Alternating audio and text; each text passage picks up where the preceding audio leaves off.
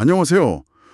와인 이거 좀 어렵다, 복잡하다 이렇게 느끼신 적 있으시죠? 네, 많으실 거예요. 오늘 여러분이 보내주신 그 와인 기초 상식 자료들 보면서요.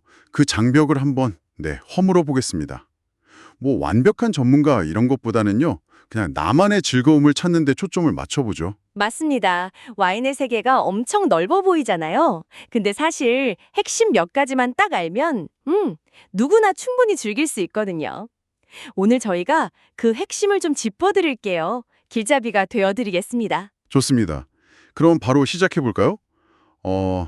레드, 화이트, 로제 이 색깔 차이 그냥 포도 품종만 다른 건 아니겠죠? 네, 그렇죠. 핵심은 바로 그 껍질이랑 얼마나 오래 같이 있었냐, 이거예요.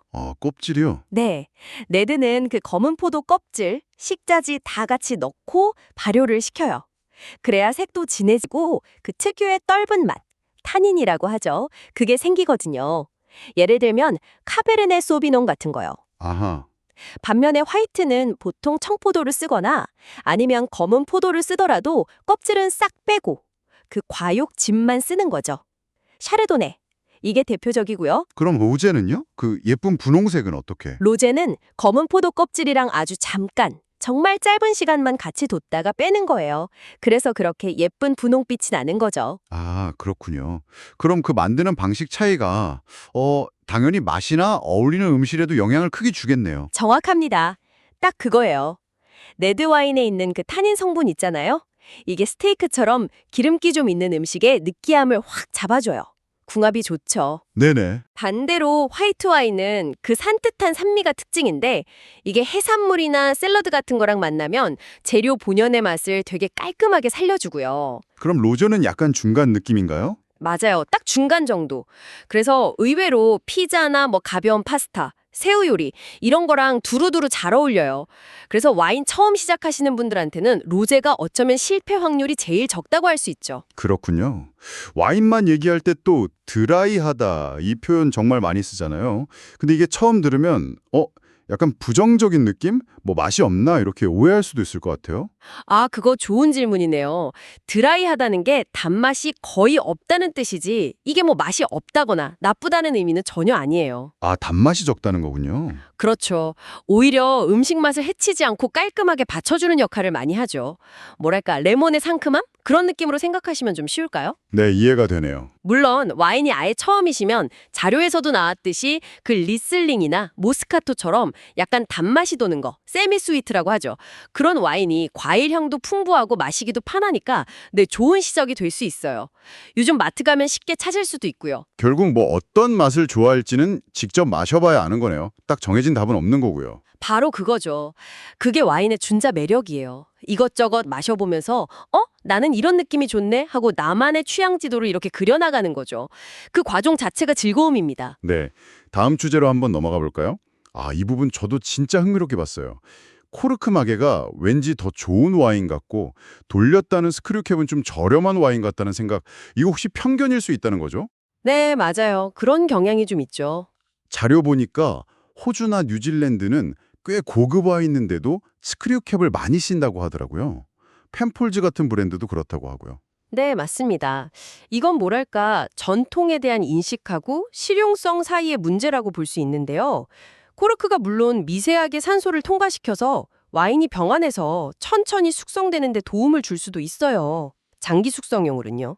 그런데요? 그런데 동시에 그 자료에서도 지적했듯이 이게 한 1%에서 5% 정도 확률로 코르크 오염, TCA라고 부르는 문제가 생길 수 있어요. 그러면 와인 맛이 확 변질돼서 못 마시게 되거든요. 아, 그런 위험이 있군요. 네. 반면에 스크류캡은 이런 오염 걱정이 전혀 없죠. 그리고 특히 중요한데 와인의 신선한 과일 향, 그 뭐랄까 휘발성 아로마라고 하는데요. 이걸 훨씬 더 잘 보존해줘요. 열고 닫기도 편하고요. 확실히 장점이 있네요. 그렇죠. 그래서 특히 집에서 그냥 편하게 바로 따서 마실 와인이라면 막의 종류만 보고 미리 이건 좋고 저건 별로고 이렇게 판단할 필요는 전혀 없다는 겁니다. 와인하고 음식 맞추는 거, 페어링이라고 하죠. 이것도 초보자들한테는 되게 큰 고민인데 여기서 아주 간단한 원칙 하나를 딱 제시해 주네요. 무거운 음식엔 무거운 와인, 가벼운 음식엔 가벼운 와인. 네, 그거 아주 좋은 출발점이에요. 실용적이고요. 이 무게 맞추기 원칙이라는 게 결국은 음식 맛이나 와인 맛, 어느 한쪽이 다른 쪽을 너무 눌러버리지 않게 균형을 잡는다는 개념이거든요. 아, 균형이요. 네. 예를 들어서 맛이 아주 진한 스테이크에 엄청 섬세하고 가벼운 화이트 와인을 마시면 와인 맛이 거의 안 느껴지겠죠.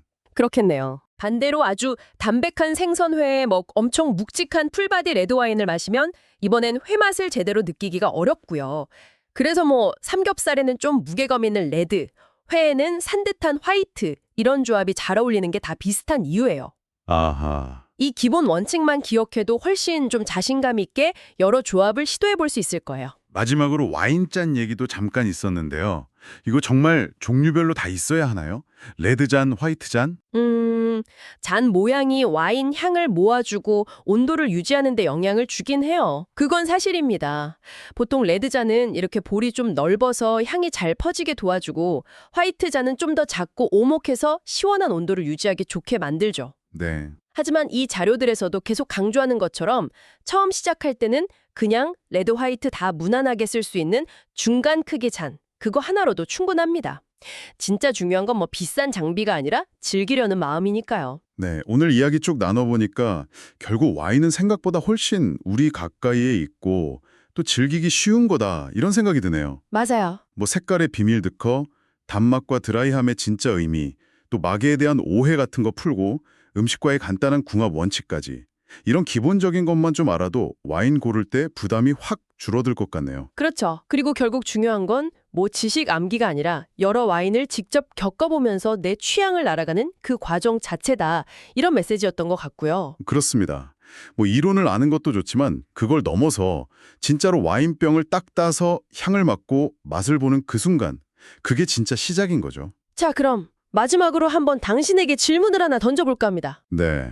어떤 질문인가요? 향긋하다는 모스카토, 아니면 여기저기 다 잘 어울린다는 그 만능 로제, 그리고 그 와인을 어떤 간단한 음식이랑 한번 재미삼아 짝지어보고 싶으신지 한번 가볍게 상상해 보시는 건 어떨까요?